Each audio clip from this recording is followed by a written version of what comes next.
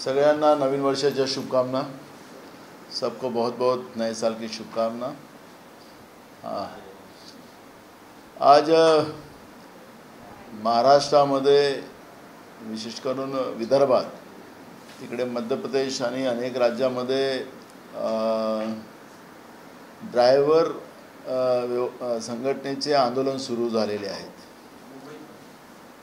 मुंबईतल्या काही भागात आणि जवळपास महाराष्ट्रामध्ये आणि बाकी राज्यांमध्ये सुरू झालेले आहेत। त्या काळ्या कायद्याचा विरोध जनसामान्य फक्त ड्रायव्हर पुरतच नाही तर मोटरसायकल चालवणारा जो व्यक्ती असेल तो काही ड्रायव्हर ठेवत नाही, तो स्वतः चालवतो, त्यालाही लागू आहे। सेल्फ गाडी चालवणारा जो कोणी असेल त्यालाही लागू आहे।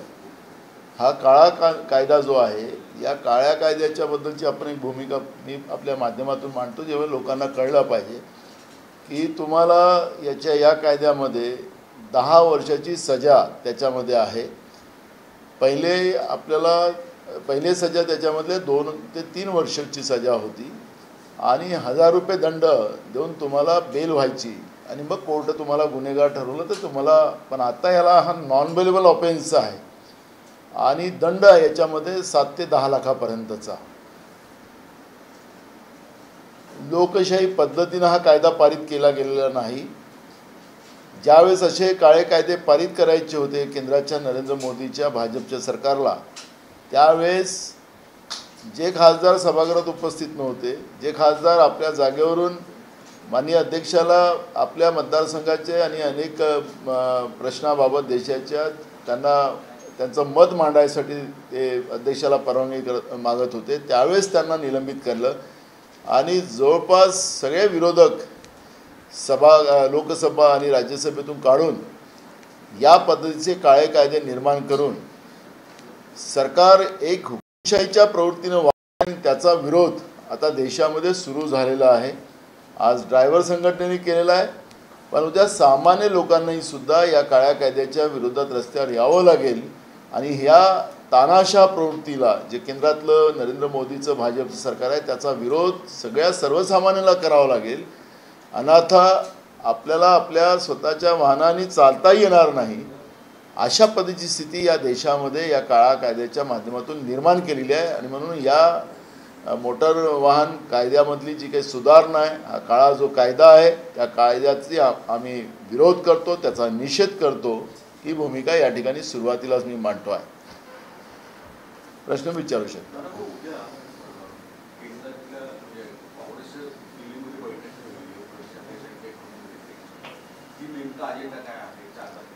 न्याय यात्रा आमची जी राहुल गांधींच्या नेतृत्वात जी सुरू होती मणिपूर ते मुंबई, त्या यात्रेच्या दृष्टिकोनातली तयारीची मीटिंग आहे।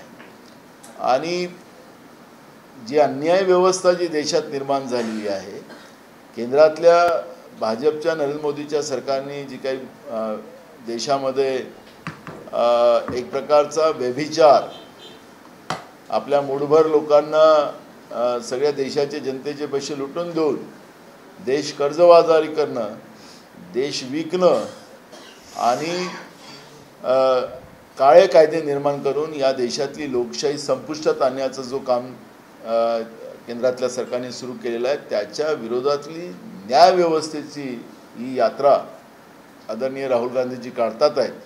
त्या यात्रेचं ती बैठक आहे आणि त्याचं संपूर्ण नियोजन मणिपूर ते मुंबई त्याबद्दलची बैठक दिल्लीमध्ये लावली गेलेली आहे।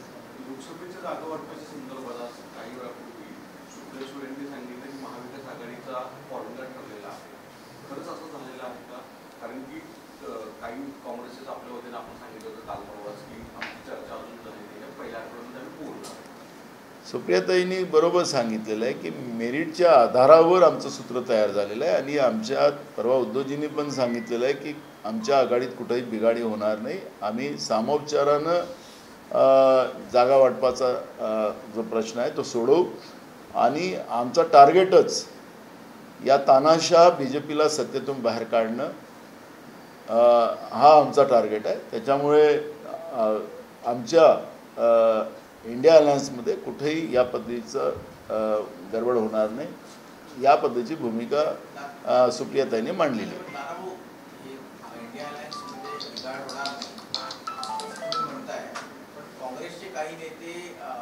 मध्यंतरी त्यांनी ज्या पद्धतीचे वक्तव्य केले म्हणजे मिलिंद देवरा असतील, संजय निरुपम असतील, त्यांनी संजय राऊतांनी ज्या पद्धतीनं पहिलेच सांगितले की 23 जागा शिवसेना लढणार, हे जे वक्तव्य होतं त्याच्यामुळे कुठेतरी असं वाटतं बघा, पक्षाच्या प्रमुखांनी वक्तव्य करणं आणि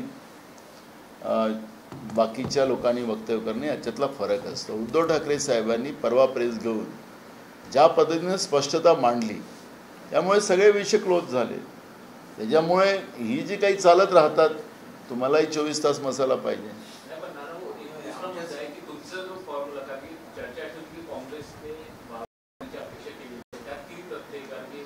आम्ही कुठलीही अपेक्षा नाही. आमचं सुरुवातीपासून आहे की आमच्यासोबत असलेल्या सगळ्या पक्षाला आम्ही सोबत घेऊन चालू, आणि त्यांचंही टार्गेट BJP आहे, आमचंही टार्गेट BJP आहे, आणि महाराष्ट्राच्या जनतेचंही टार्गेट BJP आहे. कुठल्याही परिस्थितीत मी आत्ताच सिद्धिविनायक बापांकडे जाऊन आलो आणि तिथं असंख्य लोक मला भेटली. सगळ्यांनी सांगितलं की यावेळेस आपण महाराष्ट्रामध्ये काँग्रेस जिंकली पाहिजे, काँग्रेसचं अलायन्स जिंकलं पाहिजे, अशा पद्धतीच्या शुभेच्छा मला मंदिरातही सुद्धा लोकांनी दिलेल्या आहेत. त्याच्यामुळे लोकांच्या तीव्र भावना आहेत आणि जनतेच्या भावना समजून, आपल्या मन की बात नाही, जनतेच्या मनातली समजून आम्ही तिघाही एकत्रित मिळून त्या पद्धतीचा निर्णय करू. भाजप आहे आणि शिवसेनेचे टार्गेट भाजप आहे, सगळ्या पक्षांचं, आणि प्रकाश आंबेडकरांचंही टार्गेट भाजप आहे. त्यांना न्याय मिळणार की नाही? त्यांनी जे बघा, आमचे एक स्पष्टता आम्ही परवा दिनी सांगितलं, ते आमच्या अलायन्समध्ये नाही, ते उद्धव ठाकरे साहेबांच्या अलायन्समध्ये आहेत. त्यांची चर्चा चाललेली आहे. ते काय बोलतात काय नाही तो त्यांचा प्रश्न आहे. सगळ्यांना व्यक्ती स्वातंत्र्य आहे. आम्हाला काही ED आणि CBI कोणावर लावायचं कारण नाही. आम्ही सत्तेत असताना नाही लावले, तर आता काय हा विषय नाही आहे. व्यक्ती स्वातंत्र्य आहे. प्रकाशजी जे काही आपली भूमिका मांडतात ते त्यांचं मत असू शकतं, पण आमच्याशी कुठली डायलॉग त्यांच्याकडून अजूनपर्यंत नाही.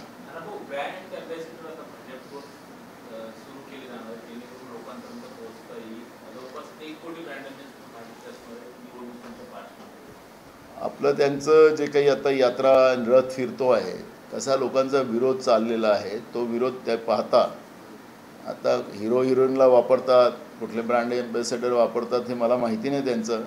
आता हिरोईनची नावं चाललेली आहे सध्या, तर त्याच्यामुळे त्यांचे काय ब्रँड ॲम्बॅसेडर असतील मला माहिती नाही. पण लोकांमध्ये BJP बद्दलची तीव्र चीड आहे.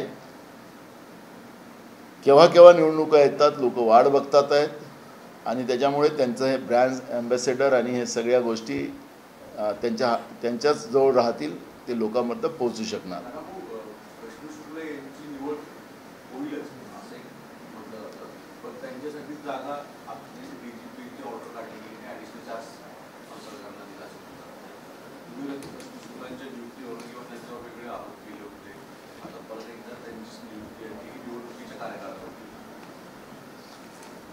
बघा, सरकार जे आहे ते गुजरातच्या वॉशिंग मशीनमध्ये जे काही धुतले जातात ते एकदम स्वच्छ होतात, अशा पद्धतीने या सरकारचं, राज्य आणि केंद्र सरकारची कल्पना आहे. भ्रष्टाचारी लोकहीसुद्धा त्यांच्या मंत्रिमंडळात आहे. ज्याच्यावर EDची कारवाई झाली त्यांच्यावरही ED कशी काढून घ्यायची त्यांच्याजवळ आहे. त्यामुळे हे वॉशिंग मशीन जी गुजरातची आहे आणि त्यांना जे काही अपेक्षित आहे, ज्यांना लोकशाही मान्य नाही, अशा व्यवस्थेमध्ये ते काही निर्णय घेऊ शकतात. त्याला निर्णयाला काही आपल्याला कोणाचा विरोध करायचं कारण नाही. पण कायद्याचा दुरुपयोग करणारे अधिकारी जेव्हा राज्याच्या पोलीस महासंचालकाच्या पदावर बसतील, तर राज्यामध्ये गेलेली आता कायदा व्यवस्था तर राहिली नाही, पण जी आहे त्याच्यापेक्षाही वाईट व्हायला काही वेगळं प्रमाणपत्र देण्याची गरज राहणार नाही. आणि त्यामुळे महाराष्ट्राचे प्रतिमा मलिन करण्याचं पाप सातत्यानं भाजप करते आहे, हे आपण पाहतो आहे. त्याच्यामुळे विरोध करायचं कारण काय? आम्हाला त्यांच्याजवळ सत्ता आहे आणि 5वी बहुमत आहे. हे जनतेचं बहुमत नाही आहे, 5वी बहुमत आहे. म्हणून 5वी बहुमतामध्ये ते काही 5वी निर्णय घेऊ शकतात.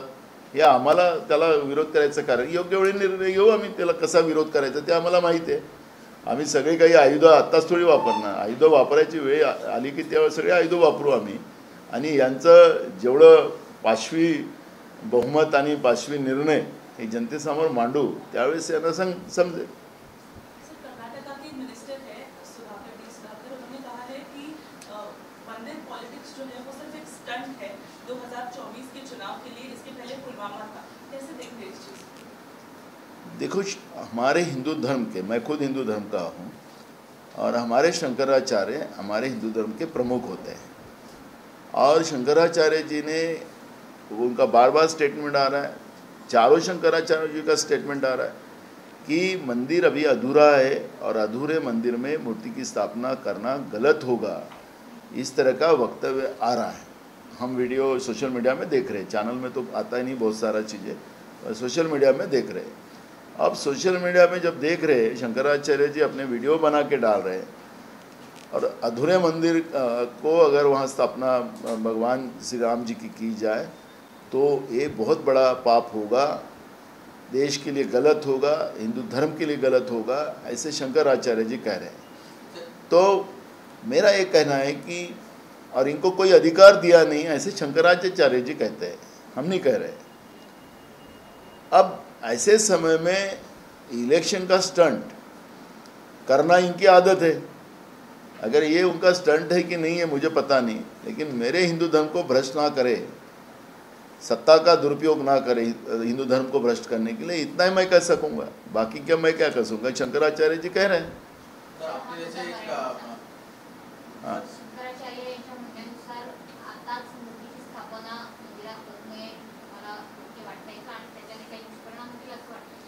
शंकराचार्यजींचं स्टेटमेंट मोठ्या प्रमाणात आपण सोशल मीडियावर ऐकतो आहे, पाहतो आहे. आणि शंकराचार्यजींनी ज्या पद्धतीने आपलं मत व्यक्त केलं की या पद्धतीची मूर्ती स्थापना पूर्ण मंदिर त्याचं काम झालं नसताना करणं हे एक चुकीचं ठरेल आणि ते एक मोठं पाप होईल, अशा पद्धतीचं शंकराचार्यजींचं स्टेटमेंट येते आहे. मी स्वतः हिंदू धर्मातला मी आहे आणि आमचे धर्माचे प्रमुख आम्ही मानतो शंकराचार्य असतात. आता शंकराचार्यांचं हे मत आहे तर धर्माचे ते प्रमुख आहे शंकराचार्य, आणि सत्तेचा दुरुपयोग करून स्वतःच्या निवडणुकीमध्ये फायदा घेण्यासाठी या पद्धतीचा एक प्रयत्न अगर ते चालवत असतील तर हे धर्मासाठी चुकीचं होऊ शकतं. आणि त्याच्यामुळे धर्मभ्रष्ट करू नका एवढंच आमचं सत्तेमध्ये बसलेले जे स्वतःला भगवान श्रीरामाचे ठेकेदार समजतात त्यांना आमचा एवढाच सल्ला आहे, बाकी काही नाही. सर, आपने ट्रांसपोर्ट जो हड़ताल चल रही है कई उस पर आपने कांग्रेस की प्रतिक्रिया हिंदी में जानना चाहेंगे, क्योंकि देखा गया कि राज्यसभा और लोकसभा से कई विपक्ष के जो सांसद थे उनको निलंबित कर दिया था और ये बिल पास कर दिए गए. आपकी क्या करेंगे? देखो, जो काले कानून बनाने के लिए जिस तरह से अपोजिशन के सांसदों को निलंबित कर जो सांसद हाउस में नहीं थे उनको भी निलंबित किया गया, जो सांसद अपनी जगह पे खड़े होके अपने मतदार संघ की और अपने देश की जनता की भावनाओं को रखना चाहते थे उनको भी निलंबित किया गया, और अपोजिशन को राज्यसभा और लोकसभा में सबको निलंबित कर जो काले कानून बनाए उसके अब लोगों को उसके परिणाम समझ में आ गए. जो मोटर वाहन एक्ट में जो सुधारना इन लोगों ने लाई है वो सुधारना में, क्योंकि एक्सीडेंट होने के बाद 1,000 रुपये फाइन था और 1,000 फाइन के बाद अगर वो गुनहगार हो तो उसको 2 से 3 साल की सज़ा मिलती थी, ऐसा कानून था. इन लोगों ने वो कानून को बदला. फिर मोटरसाइकिल हो, कार हो या ट्रक हो या बस हो, अब मोटरसाइकिल तो कोई ड्राइवर तो रखता नहीं, तो मोटरसाइकिल तो सभी लोग अपनी गाड़ी, बहुत से लोग तो अपन देखते हैं शहरों में गाँव में कि अपनी ड्राइवर न रखते हुए अपनी गाड़ी खुद चलाते, 4 व्हीलर में चलाते. तो ट्रैक्टर हो तो किसान अपना खुद का खेती में कोई ड्राइवर रखता नहीं, वो खुद का ट्रैक्टर खुद ही चलाता है. तो ये कानून में इन लोगों ने ऐसा प्रावधान किया कि एक्सीडेंट हो गया और एक्सीडेंट होने के बाद तुम अगर उस आदमी को हॉस्पिटल ले जाते या पुलिस स्टेशन जाते तो तुम्हें थोड़ी सज़ा कम की जाएगी, और लेकिन फ़ाइन आपको उतना ही भरना पड़ेगा 7 से 10 लाख रुपए का, और समझो आपने भाग गए तो 10 साल की सज़ा आपको इसमें रहेगी. तो इसका मतलब है कि लोगों ने अब गाड़ियाँ चलाना बंद कर दो, ऐसा कानून ये सरकार ला रही है। ऐसा काले कानून का हम विरोध करते हैं। उसमें ये काले कानून वापस लेना चाहिए। और ऊपर से हम देखते हैं कि अब देश की सरकारें और राज्यों की सरकार भी झूठ झूठ बोलकर सत्ता में बीजेपी है। कई राज्यों में रास्ते ही खराब है। महाराष्ट्र में जितने भी एक्सीडेंट के हुए हैं उसमें रास्ते अच्छे न होना, वो गड्ढों के वजह से एक गाड़ी दूसरे से टकराती है और वही एक्सीडेंट होता है, वही लोग मर जाते। कई एक्सीडेंट महाराष्ट्र में भी हम देखते हैं। तो देश में ऐसे कई राज्य है जिसमें रास्ते ही नहीं है। उत्तर प्रदेश जैसे राज्य जो गए 2 टर्म से जहाँ से देश के प्रधानमंत्री चुन के आते, वो राज्यों में भी रास्तों की खरीब है। तो दूसरा, और महाराष्ट्र में जो मुंबई से नागपुर का एक समृद्धि जो बनाई, तो समृद्धि तो इनकी खुद की हुई, लेकिन वहाँ पर रोज एक से एक्सीडेंट होता है। तो वो सरकार की गलत नीतियों के परिणाम है। और उसके परिणाम अगर चलाने वाले के ऊपर आता है, तो खुद गाड़ी का मालिक हो या ड्राइवर हो, और उसके विरुद्ध में ऐसे काले कानून बनाए, उसके आंदोलन चालू है। उस आंदोलन का हमारा सपोर्ट है। और सब लोगों ने ये बात को सोचना है कि ऐसे काले कानून बनाकर लोगों को गाड़ी से ही मुक्त करना और वो पैदल चलना, ऐसी व्यवस्था ये सरकार बना रही है। और इसलिए ये सरकार के इस काले कानून का हम विरोध करते हैं और आंदोलन को सपोर्ट करते हैं।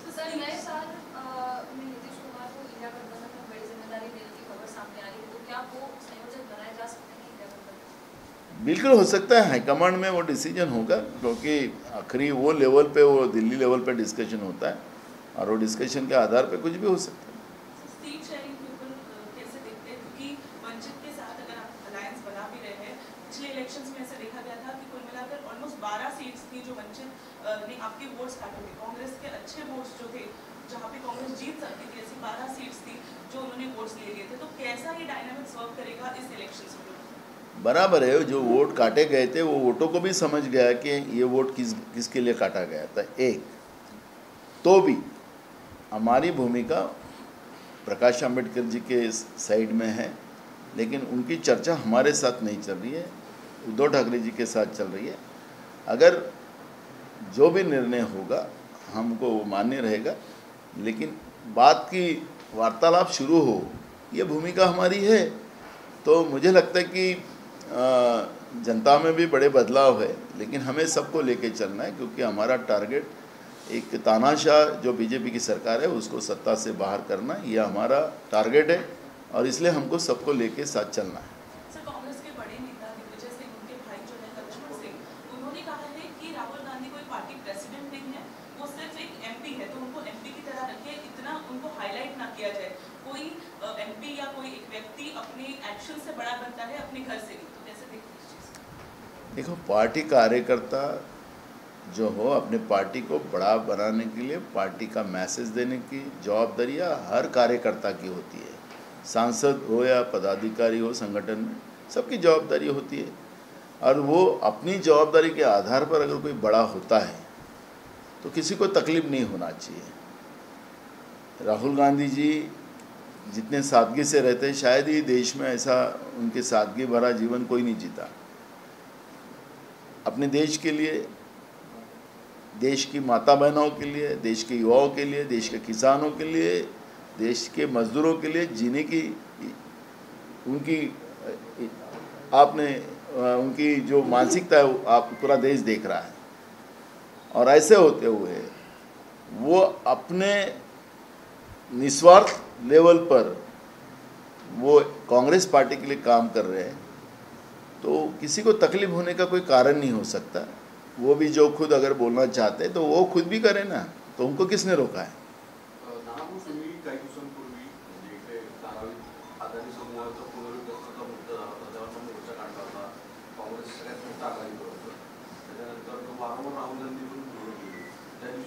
नागपूरमध्ये होते, काँग्रेसचा स्थापना दिवस मोठा साजरा केला जात होता।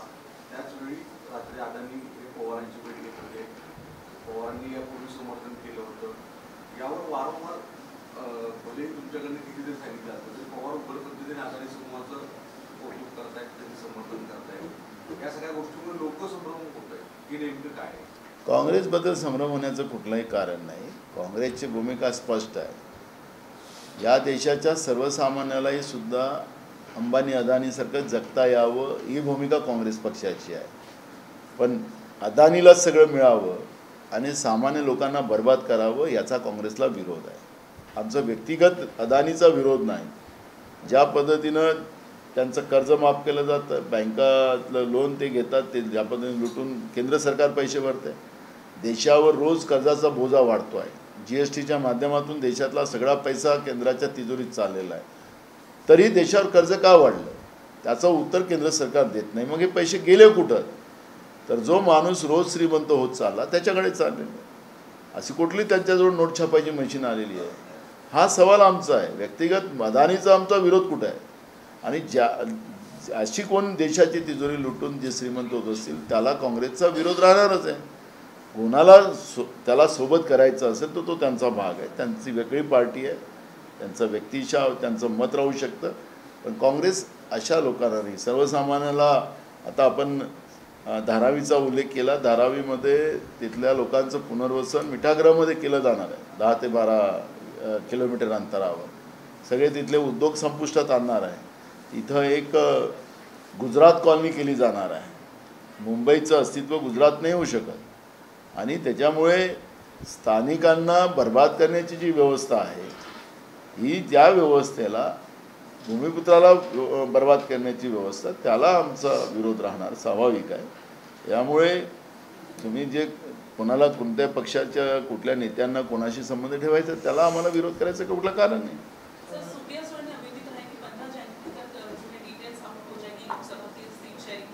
बिल्कुल बिल्कुल हो जाएंगे, कोई इसमें दो मत नहीं. सर महाराष्ट्र के प्रोजेक्ट्स भी काफी जा रहे हैं. अभी भी एक सबमरीन के प्रोजेक्ट की बात हुई, उसके पहले भी काफी प्रोजेक्ट्स थे. तो आप हमेशा विरोध करते हैं इस चीज का, पर क्या आप उस चीज का प्रॉपर स्टैंड लेंगे, कुछ प्रोटेस्ट करेंगे, क्या आपके आगे थे? जो भ्रष्टाचार से बनी हुई सरकार महाराष्ट्र में, जिसका नाम पूरे देश में फेमस हो गया, खोखे की सरकार, और उस खोखे की सरकार आने के बाद मुख्यमंत्री और उप मुख्यमंत्री ने पहले ही कैबिनेट में जो निर्णय लिया था वो लिया था बुलेट ट्रेन का. उसमें 75% राज्य महाराष्ट्र सरकार पैसा भरेगी और 25% गुजरात भरेगी. तो उसी दिन से ये पता चल गया कि महाराष्ट्र को लूटकर गुजरात को देने का संकल्प, वो जो दिल्ली में बैठे 2 आका है उनके आधार पर ये सरकार चलेंगी. और उसके बाद इस राज्य के कई उद्योग गुजरात में भेजे गए, गुजरात के चुनाव जितवाने के लिए. हमारे राज्य के मुख्यमंत्री को निमंत्रण दिया जाता है, वो वहाँ के उद्योग चालू है कि नहीं, व्यवस्थित है कि नहीं, वो देखने के लिए वो भी जाते हैं, राज्य के मुख्यमंत्री उप मुख्यमंत्री भी. अब पनडुब्बी का जो सिंधुदुर्ग का जो था, देश का पहला एक प्रोजेक्ट था, वो भी अब गुजरात लेके जाने का काम शुरू हो चुका है. लेकिन ये सरकार झूठ बोलती है. विधानसभा में बोली कि डायमंड उद्योग इससे भी बड़ा अपने यहाँ होगा, अपना मार्केट जा नहीं सकता. एक झूठ का बात कही जा रही है, झूठ आंकड़े दिखाए जा रहे हैं कि डायमंड उद्योग यहाँ से नहीं गया, सबसे ज़्यादा सेल तो मुंबई में है. इस तरह का आंकड़ा दिया गया है और झूठ बोला जाता है. विधानसभा में झूठ बोला है. जैसे दिल्ली में प्रधानमंत्री लोकसभा में झूठ बोलते हैं, वैसे राज्य के मुख्यमंत्री उप मुख्यमंत्री भी महाराष्ट्र के इस पवित्र विधानसभा में झूठ बोलने का काम करते हैं. और इसलिए महाराष्ट्र को बर्बाद करना ये गुजरात के 2 आका जो दिल्ली में बैठे उनके इशारे पे राज्य में बैठी हुई सरकार कर रही है और ये सच है. अरविंद केजरीवाल कह रहे कि जिस तरह से गारंटी शब्द है वो उनकी पार्टी का शब्द था, वो बीजेपी ने भी चुराया और कांग्रेस ने भी चुराया, और दोनों ने अभी तक कोई गारंटी की वादी पूरी नहीं की. ऐसा गारंटी का कोई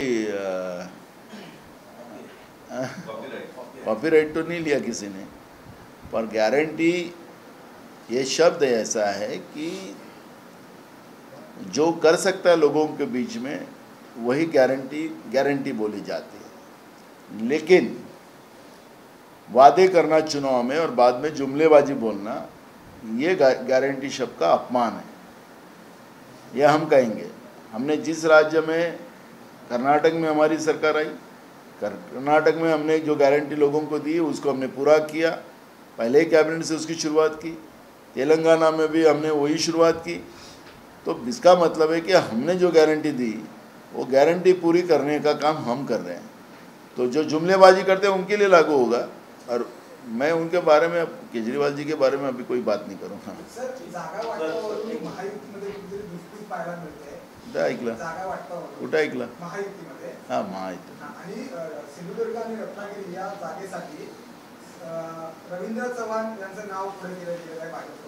अमित शहाची मागणी झाली आणि त्यामुळे शिवसेना आक्रमक झाली आहे। उदय सामंत यांचे भाऊ किरण सामंत आघाडी होते त्या जागेसाठी, मात्र आता या दोन्ही एका जागेवरून दोन्ही गट दावे करण्याची शक्यता आहे। मला परवा केंद्रीय मंत्री बीजेपीचे मिळालेले होते, आपल्या महाराष्ट्राचेच आहेत। त्यांना ते मला विचारलं त्यांनी की तुमचं अलायन्सचं काय होतं। मी म्हटलं आमच्याकडे काही भानगड नाही।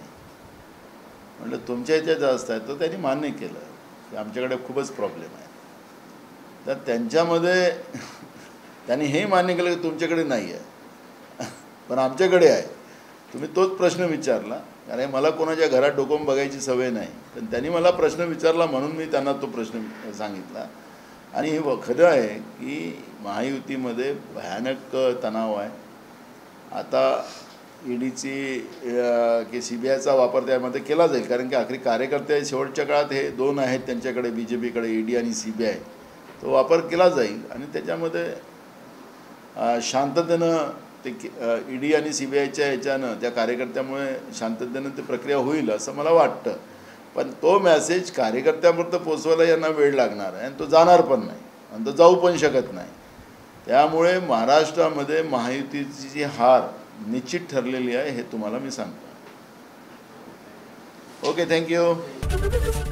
ABP माझा, उघडा डोळे बघा नीट।